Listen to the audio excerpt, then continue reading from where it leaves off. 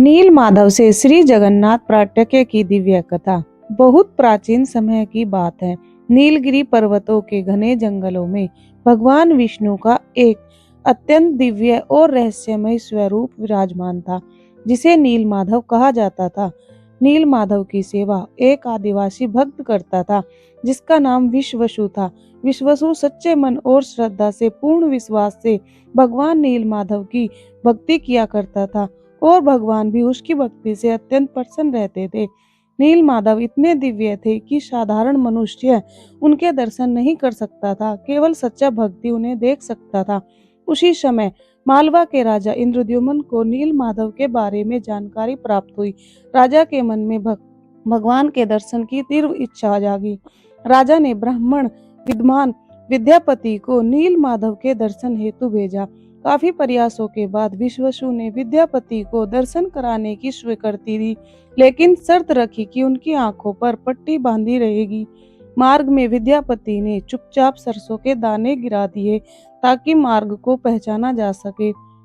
जब विद्यापति ने नील माधव के दर्शन किए तो वे भाव विभोर हो उठे, लेकिन कुछ समय बाद भगवान नील माधव अदृश्य हो गए। नील माधव के अदृश्य होने पर राजा इंद्रद्युम्न अत्यंत दुखी हो गए। उन्होंने कठोर तपस्या की और विष्णु भगवान से प्रार्थना की। तभी आकाशवाणी हुई, हे राजन, मैं अब नील माधव रूप में नहीं बल्कि दारू ब्रह्मा रूप में प्रकट होऊंगा। कुछ समय बाद पुरी के समुद्र तट पर एक दिव्य लकड़ी का टुकड़ा बहकर आया।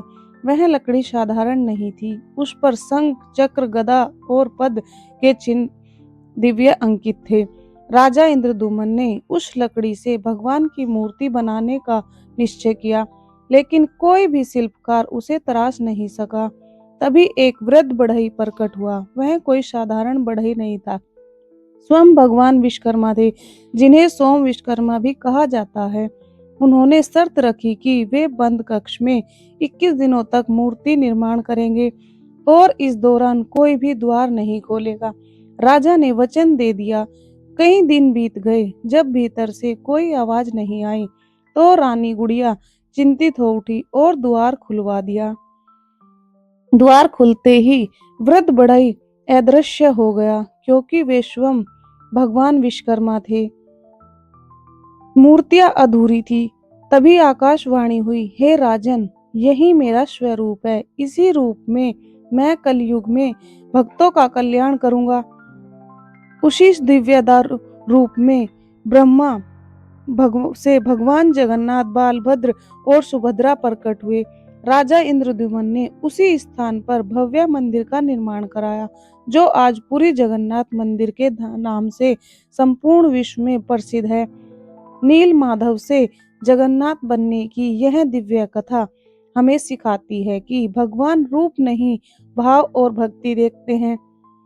जय जगन्नाथ, जय श्री कृष्णा, राधे राधे।